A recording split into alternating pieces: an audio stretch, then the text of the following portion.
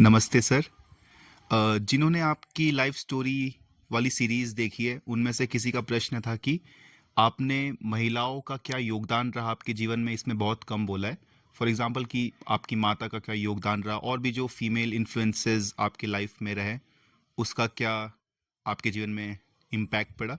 इस पे आपने कम बोला है, तो आप इस पर अगर कुछ कहो तो। मेरे ख्याल से वो लाइफ सीरीज वाली में ज़्यादा मैंने ना बोला हो, लेकिन कुछ और वीडियोस में मैंने ज़िक्र किया। जैसे अपनी पत्नी का जो कंट्रीब्यूशन रहा बहुत बड़ा, तो मैंने एक वीडियो बनाया था, बहुत बहुत आभार। आप उसको देख लीजिए, उसमें मैंने सारी बातें शेयर की।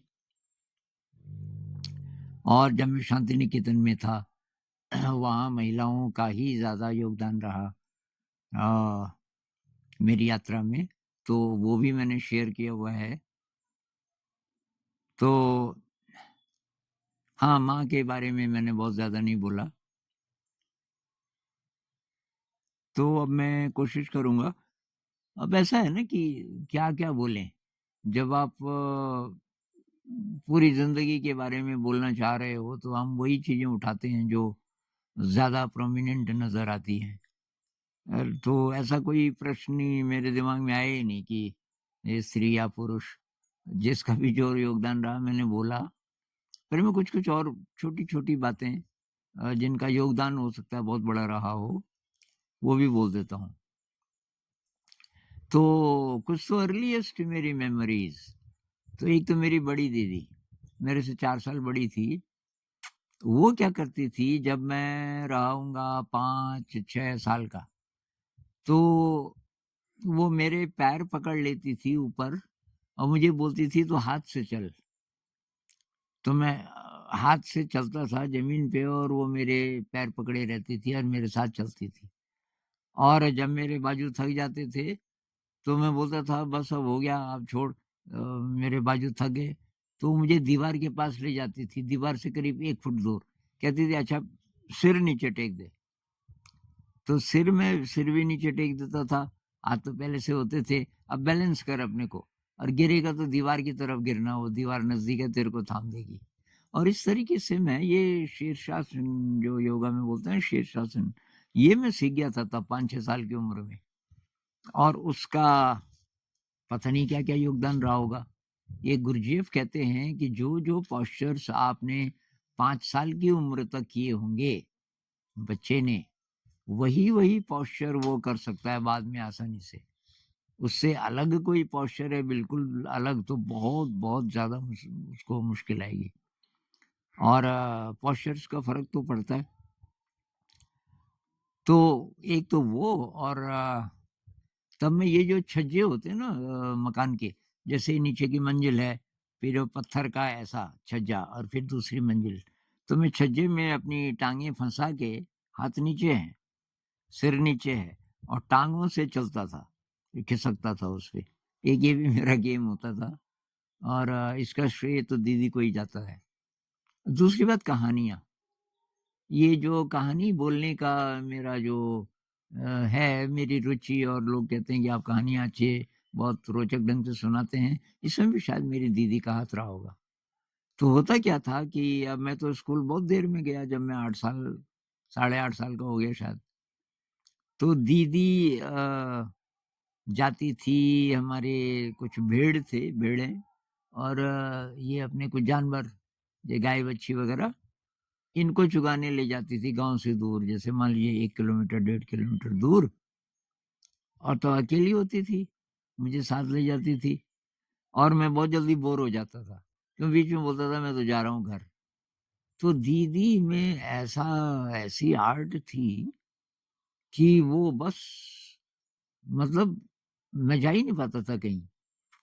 तो उदाहरण के लिए ऐसी बहुत सारी कहानियाँ उसी टाइम बनाती थी, उन कहानियों को। तो जैसे नदी है करीब आधा किलोमीटर नीचे, फिर इधर दूसरा पहाड़ है, हम यहाँ हैं, नीचे छोटी-सी नदी है और जो एरियल डिस्टेंस है बीच में, मान लीजिए कि वो आधा किलोमीटर है। तो जैसे ही मान लीजिए मैंने बोला कि दीदी मैं तो जा रहा हूँ घर, अचानक दीदी बोलती थी, मेरी तरफ नहीं देख के, नीचे घाटी को देख के, क्या दिन थे जब यहाँ पे पुल था। मैं बोलता था, पुल कहाँ से? और फिर भी कि तेरे को क्या पता, यहाँ से वहां पुल था, और पुल के बीच से हम नीचे देखते थे, बहुत ज्यादा डर लगता था। अब हो गई कहानी शुरू। फिर मैं बोलता था, अच्छा, और कि उतनी दूर से भी इतनी बड़ी बड़ी मछलियां दिखती थी नीचे पानी में। अब नहीं होती इतनी बड़ी मछलियां यहाँ इस नदी में। और अजीब वो गरीब कहानियां। तो ये कहानी आगे कैसे बढ़ी मैं भूल गया। एक दिन दूसरे दिन वो कहने लगी, वहां से एक तालाब दिखाई दे रहा था नदी में, काफी बड़ा तालाब। फिर मैंने ऐसे बोल दिया, मैं तो घर जा रहा हूँ। अब दीदी कहने लगी, ये जो दयाराम जी है ना, इनका एक बैल था बूढ़ा, ऐसे ही सींग थे उसके बड़े बड़े, और कि वो जो बैल है, उसमें कोई सिद्धि थी, मतलब कोई विचित्र बैल था वो। और कि जब कोई नहीं देख रहा होता था तो वो बैल जाता था इसमें, इस तालाब में, और तालाब के जैसे ही अंदर जाता था वो उसकी हड्डियां अलग हो जाती थी, और हड्डियां ऊपर तैरने लग जाती थी पानी में। फिर दयाराम जी आते थे, एक मंत्र मारते थे और सारी हड्डियां इकट्ठी, और बैल फिर बाहर। अब मैं करीब 8 साल का था, तब विश्वास करना भी मुश्किल होता था, लेकिन उसका बोलने का तरीका ऐसा होता था कि इसमें झूठ तो हो ही नहीं सकता। तो ऐसा कैसे हो सकता है, हड्डियां बन जाती थी और फिर जुड़ जाती थी, कि वही तो मैं बोल रही हूँ, अब तू तो बहुत बाद में पैदा हुआ ना, तेरे को क्या पता। तो वो जो आर्ट ऑफ स्टोरी टेलिंग, और इस ढंग से कि 8 साल का बच्चा ये मानने लग जाए कि भाई बैल की हड्डियां अलग अलग हो जाती थी और फिर जुड़ भी जाती थी। तो मेरी दीदी का काफी बड़ा योगदान रहा। दीदी अभी हैं, और मेरे परिवार में मतलब दीदी, शायद एक दो लोग और भी, पर मुख्य रूप से महिलाओं में शायद दीदी ही थी जो सही मानती थी मुझे कि तू जिस भी यात्रा पे है तो ठीक है। अच्छा, माँ जी के साथ की मेरी अर्लीस्ट मेमोरीज क्या है कि मैं सोता तो पिताजी के साथ था। माँ बीमार हुई शायद जब मैं बहुत छोटा था, 3.5 4 साल का, कुछ साल तक बीमार ही रही। तो वैद्य जी ने बोला कि ये जो बच्चा है ना, ये माँ के साथ नहीं सोना चाहिए, और माँ का दूध भी नहीं पिएगा, ये वो कुछ बीमार हो गई थी। तो अर्लीस्ट यादें पिताजी की ज्यादा हैं। पिताजी कोई, मैंने किसी ने पूछा आपके गुरु कौन है, मैंने कभी गुरु तो वही है। मेरे पिताजी से जो मुझे मिला वो अब समझ आ रहा है मुझे। तो लेकिन माँ के साथ की एक याद बहुत गहरी। आ, उस जमाने में हमारे घर में वो था, पत्थर की चक्की आटा पीसने की। तो वो ऐसे एंटी क्लॉकवाइज घुमाते थे उसको। तो दो लोग, मेरी माँ और मेरी दीदी, शायद बड़ी दीदी होती थी, और वो लकड़ी का हैंडल होता था, उसको घुमाती थी। तो जब मैं उठता था, पिताजी तो बहुत पहले उठ चुके होते थे, तो मैं, और चक्की की आवाज आ रही होती थी, तो मैं उठ के सॉरी उठ के दूसरे कमरे में भागता था। तो अब ये चक्की है, यहाँ पे माँ है, यहाँ पे दीदी है, इस तरफ एक कपड़ा बिछा के रखती थी माँ पहले से। माँ को पता होता था वो आएगा, और मैं माँ की गोद में सिर रख के और उस कपड़े पे लेट जाता था। तो माँ के शरीर का रिदम, जब वो चक्की घुमा रही है ना, तो शरीर का जो रिदम है और उसकी आवाज चक्की की, जैसे दूर समुद्र की आवाज हो, और साथ में मैं आधी नींद में, आधी जागृति में, और वो रोज का मेरा अनुभव। तो वो मेरे ख्याल से मेरा शायद डीपेस्ट एक्सपीरियंसेस में से एक है, कि एकदम पीस, एकदम शांति, और बहुत सुख का अनुभव। तो वो एक एक्सपीरियंस था। और माँ क्लियर वॉइंट थी, ये मैंने किसी वीडियो में बताया। मतलब माँ के अंदर कोई देवी आती थी, गांव में उसको देवी बोलते थे, और तब माँ कुछ कुछ बोलती थी, दूर की चीजों को बता देती थी। इस एक वीडियो में, मैंने टेलीपैथी पे एक वीडियो कुछ दिन पहले बनाया, उसमें मैंने ये बात शेयर की थी कि ये बात तो सच है। पता नहीं कैसे, लेकिन दूर की चीजों का पता कुछ लोगों को चल जाता है। अ,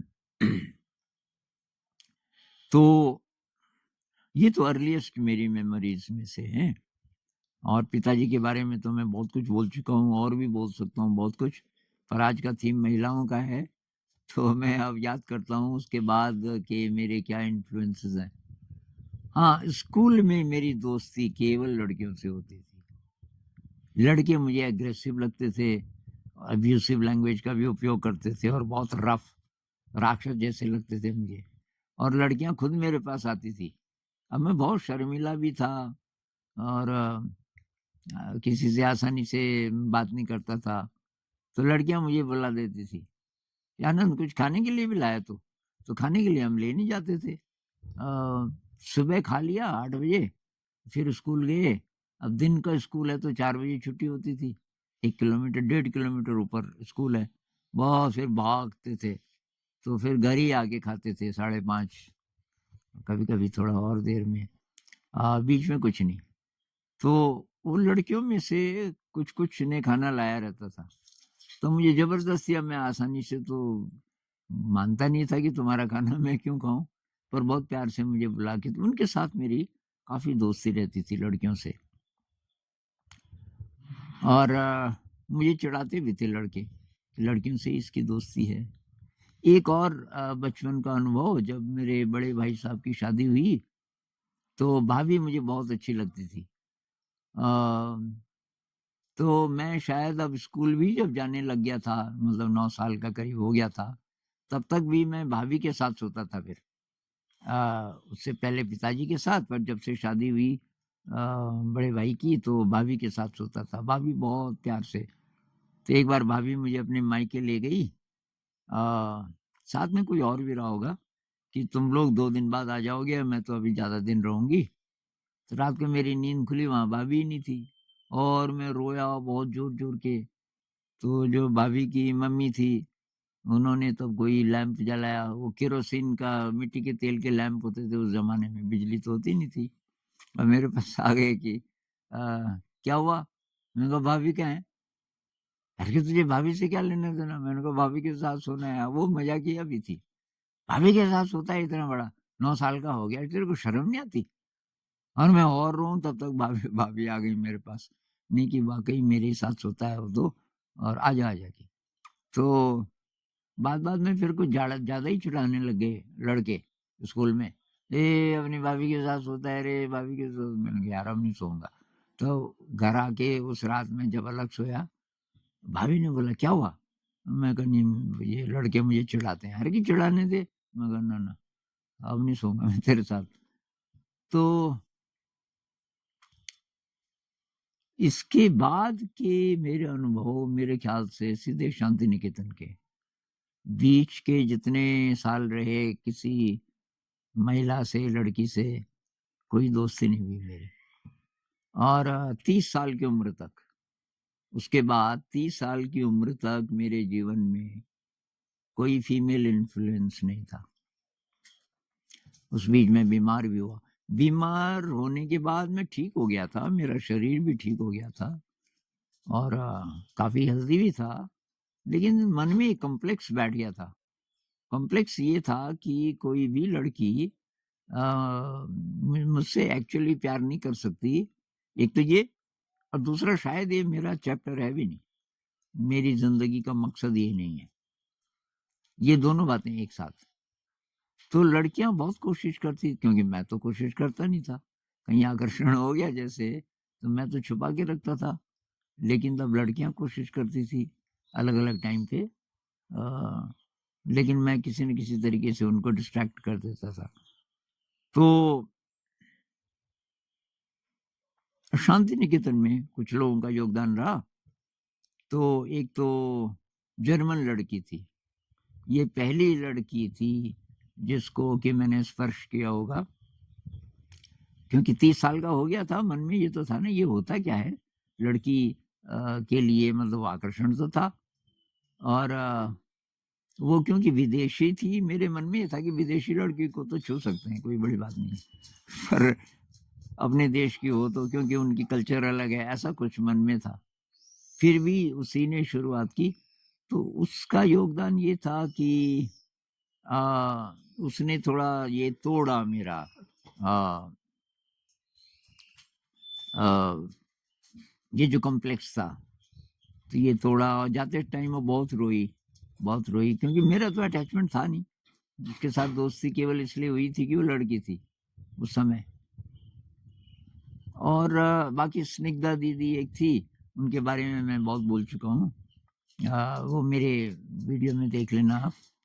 लाइफ स्टोरी के उनका योगदान बहुत बड़ा रहा और शायद उनसे भी ज़्यादा वीणा आला से। ये वीणा आला से उन्होंने काफ़ी मेरी मदद की, उनके बारे में भी उसमें है, लाइफ स्टोरी में है। तो वहाँ कुछ और भी महिलाएं थी जिनका जिक्र मैंने जरूर किया होगा लाइफ स्टोरी में। एक शामली दीदी थी, आर्टिस्ट, काफी बुजुर्ग, उनका बहुत बड़ा योगदान रहा। उनका योगदान इस महीने में रहा कि उन्होंने मुझे वहाँ के जो बड़े बड़े प्रोफेसर थे, फिलोसोफर थे, उनसे मिलाती थी मुझे और इंटरेक्शन करवाती थी। और एक पुष्पा दीदी थी, रविन्द्रनाथ टैगोर जी की ग्रैंड डॉटर, उनका भी बहुत बड़ा योगदान था। लोग बोलते थे कि थोड़ा सा इनका दिमाग खिसक गया है। 60-62 साल की थी, तो वो 2-2:30 बजे रात उठ के नहा के और फिर श्रृंगार करने लग जाती थी। तो मैं उनका पेइंग गेस्ट बना कुछ दिन, तो वो उसने मुझे एक तानपुरा दे दिया कि इस पे गाने का रिहर्सल, थोड़ा-थोड़ा हिंदी आती थी उनको, गाने का रिहर्सल करो। और हम कॉफ़ी लेके आएगा सुबह 5 बजे, तारपुर हमरा बेड़ाते जाएगा। बेड़ाते मतलब घूमने, घूमने जाएँगे। तो मुझे घुमाने ले जाती थी और अपने दोस्तों से कि আমার বন্ধু আছে এখানে, बंधु मतलब दोस्त, उनसे मैं मिलाऊँगी। मतलब बूढ़े-बूढ़े लोग उस ज़माने के, लेकिन बहुत बड़े विद्वान, कोई बहुत बड़ा आर्टिस्ट, बहुत, तो उनसे मिलाती थी। और वो बहुत बड़ा योगदान रहा क्योंकि तब शांति निकेतन के बारे में मुझे काफ़ी कुछ जानने को मिला। तो पुष्पा दीदी उनको बोलते थे, उनका भी बहुत बड़ा योगदान रहा। तो ये तो हुआ शांति निकेतन। इसके बाद फिर ऋषि वैली में तो कोई ऐसा इन्फ्लुएंस नहीं रहा। और उसके बाद फिर मैं ये जब से ये प्रोजेक्ट शुरू हुआ, तो तब तक तो अब मेरी उम्र भी ज़्यादा हो गई थी, लेकिन यहाँ महिलाओं का योगदान इस प्रोजेक्ट में बहुत ज़्यादा रहा। और यहाँ तब नया चैप्टर, यहाँ मतलब मेरे कॉम्प्लेक्सेस तो खत्म हो गए थे। लड़की है कि लड़का है, ये भेद खत्म हो गया था। और ये टीचर्स ट्रेनिंग में मैंने काफ़ी काम किया। मतलब करीब 5-6 घंटे मैं रोज़ इन टीचर्स के साथ रहता था, जिनमें लड़कियाँ ही ज़्यादा थी। तो एक जोगी थे यहाँ, अभी उनकी डेथ हो गई, आश्रम में रहते थे। उससे पहले वो मेरे को बहुत प्यार करते थे।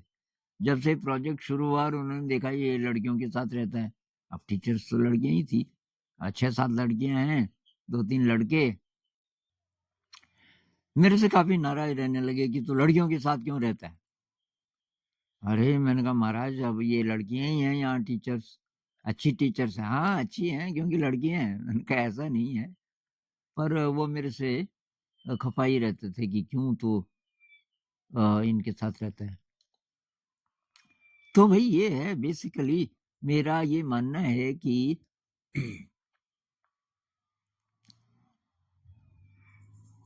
सब प्रकार के इन्फ्लुएंसेस मिल करके आपकी ज़िंदगी को डायरेक्शन देते हैं। और कभी-कभी तो बहुत छोटे-छोटे छोटी-छोटी घटनाएँ आपके जीवन में काफ़ी मायने रखती हैं। तो ये वीडियो मैं केवल इसलिए बना रहा हूँ कि भई बहुत सारे फीमेल इन्फ्लुएंसेस रहे मेरे जीवन में, जिनमें से कुछ-कुछ को मैंने अभी शेयर किया। और ऐसा नहीं है कि कुछ लोगों की इमेज होती है ना कि ये बाबा टाइप आदमी है, ये क्या महिलाओं से नफ़रत तो नहीं करता? कुछ नहीं, आध्यात्मिक कुछ ऐसे नहीं होते? बाबा टाइप स्त्रियों से दूर रहो, कंचन और कामिनी से दूर रहो। कंचन का मतलब पैसा, कामिनी का मतलब स्त्री। इनसे दूर रहो। मैं तो ये नहीं मानता कि दूर रहो। दूर नहीं बल्कि ये सीखो एक-दूसरे से और वासना के साथ काम करो। असली दुश्मन स्त्री थोड़ी है दुश्मन। दुश्मन है आपकी वासना। वो स्त्री तो माँ भी है। स्त्री के तो कई रूप हैं। अब आप किस रूप में देखते हैं उसको, ये आपकी काबिलियत के ऊपर है। आप बहुत सीख सकते हो स्त्री से, अगर आप पुरुष हो और दोनों ही तरफ से। लेकिन इसमें वासना को अगर आप ना आने दो, वही तो प्रॉब्लम है ना। तभी तो बोलते हैं कि कंचन और कामिनी से बचो, क्योंकि वासना में फिसल जाओगे। लेकिन आप चाहो तो वासना से दूर रह सकते हो और वो जो दोस्ती है आपकी किसी स्त्री से उसको अपनी साधना के लिए उपयोग कर सकते हो। तो साधना के कुछ-कुछ मेरे अनुभव मैंने शेयर किए थे, जिसमें स्त्रियों का भी योगदान रहा। तो मैं दोबारा नहीं बोलूँगा, वो वही मेरे वीडियोज़ देख लीजिए क्योंकि मैंने विस्तार से बताया है। तो अभी इस वीडियो में इतना बहुत है। आज मेरा ये गला भी ठीक नहीं है, खाँसी बहुत आ रही है। नमस्कार।